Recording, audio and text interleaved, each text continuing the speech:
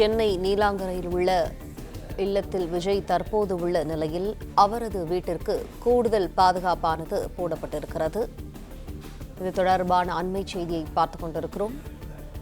மேலும் விரிவான தகவல்களை எமது செய்தியாளர் ராஜகுமரன் வழங்க கேட்போம். ராஜகுமரன், விரிவான தகவல்கள். தமிழக வெற்றி கழக தலைவர் விஜய் நேற்று பங்கேற்றிருந்த தன்னுடைய கட்சியின் சுற்றுப்பயண பொதுக்கூட்டத்திலே அந்த தேர்தல் சுற்றுப்பயணத்தில் கரூரில் ஏற்பட்ட கூட்ட நெரிசலில் சிக்கி 39 பேர் உயிரிழந்திருந்தார்கள். தாவேகா தலைவர் விஜய் கரூரில் பேசிக் கொண்டிருக்கும் பொழுதே அந்த கூட்ட நெரிசல் ஏற்பட்டது. அவர் பேசிக் கொண்டிருக்கும் பொழுதே பலர் மயங்கி விழுக தொடங்கியிருந்தார்கள். அவர் பேசிக் கொண்டிருக்கக்கூடிய அந்த நேரத்திலேயே ஆம்புலன்ஸ் வாகனங்கள் அவருடைய பரப்புரை வாகனத்தை கடந்து சென்றன. எனவே சற்று நேரம் தன்னுடைய பேச்சை எல்லாம் அவர் நிறுத்தியிருந்தார். அது மட்டுமல்லாமல் விஜய் அருகில் நின்றவர்கள் தண்ணீர் தாகம் அடிக்கின்றது என்பதையெல்லாம் சொல்லியிருந்தார்கள். அதன் பிறகு விஜயினுடைய வாகனத்தில் இருந்து பரப்புரை பேருந்தில் இருக்கக்கூடிய தண்ணீர் எல்லாம் அங்கே இருந்த தொண்டர்களுக்கு வழங்கப்பட்டது. அதன் பிறகு அவர் தன்னுடைய பேச்சை முடித்துக் கொண்டு புறப்பட்ட உடனேயே ஏராளமானவர்கள் மயக்கமடைந்து மருத்துவமனைக்கு சென்றிருப்பதாக தகவல்கள் வந்தன. அதன் அடிப்படையிலே அடுத்தடுத்த ஆம்புலன்ஸ் வாகனங்கள் உள்ளே வந்தது. அதன் பிறகுதான் 90க்கும் மேற்பட்டவர்கள் மயக்கமடைந்து கூட்ட நெரிசலில் காயமடைந்து, குறிப்பாக விஜய் பேசும் பொழுது அதை பார்ப்பதற்காக அவருடைய பேருந்தை ஒட்டி இருக்கக்கூடிய ஒரு கட்டடத்தின் தகர சீட்டின் மீது ஏறி நின்ற இளைஞர்கள் கீழே விழுந்தது.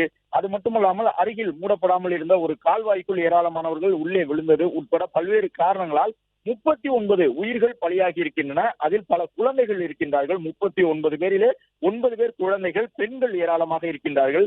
இவ்வாறு இந்த 39 பேர் உயிரிழந்திருக்கக்கூடிய சூழ்நிலையை தான் தமிழக வெற்றி கழக தலைவர் விஜய் உடனடியாக திருச்சி விமான நிலையத்தை வந்தடைந்து திருச்சியிலிருந்து சென்னைக்கு வந்திருந்தார். திருச்சி விமான நிலையத்திற்கு அவர் வந்த பொழுதும் சென்னை விமான நிலையத்திலிருந்து தாவேகா தலைவர் விஜய் தனக்குரிய அந்த விஐபி வாயில் வழியாக உள்ளே சென்று வெளியே வந்த பொழுது செய்தியாளர்கள் 39 பேர் தமிழக வெற்றி கழகத்தினுடைய அந்த கூட்டத்தில் பங்கேற்றிருந்தவர்கள் உயிரிழந்திருக்கின்றார்கள், இது பற்றிய உங்களுடைய கருத்து என்ன என்று கேட்பதற்காக நீண்ட முயற்சியை மேற்கொண்டிருந்தார்கள். ஆனால் வழக்கம் போன்று செய்தியாளர்களை சந்திக்காமல் தமிழக வெற்றி கழக தலைவர் விஜய் புறப்பட்டு சென்று விட்டார். விமான நிலையத்திலே திருச்சியிலும் சரி சென்னையிலும் சரி எந்த விதமான கருத்துக்களையும் அவர் அங்கே கூறவில்லை. அது மட்டுமல்லாமல் நேற்று நள்ளிரவில் தான் இதயம் நொறுங்கிய நிலையில் நான் இருக்கின்றேன் என்று தன்னுடைய அந்த பதிவினை தமிழக வெற்றி கழக தலைவர் விஜய் வெளியிட்டிருந்தார். இந்த நிலையில் அவருடைய வீடு இன்று காலை முதல் தொடர்ந்து பூட்டப்பட்ட நிலையில் தான் இருக்கின்றது. விஜய் வீட்டிற்கு உள்ளாக கட்சியினுடைய நிர்வாகிகள் உட்பட யாரும் வரவில்லை. தமிழக வெற்றி கழகத்தினுடைய நிர்வாகிகளாக இருக்கக்கூடிய ஆனந்தன் உள்ளிட்டவர்கள், ஆதவ் அர்ஜுனா போன்றவர்கள் எங்கே இருக்கின்றார்கள் என்ற எந்த தகவலும் இதுவரை வெளியிடப்படவில்லை. அவர்கள் தரப்பிலிருந்து இன்னும் அதிகாரப்பூர்வமாக எந்த தகவலும் வெளியாகவில்லை.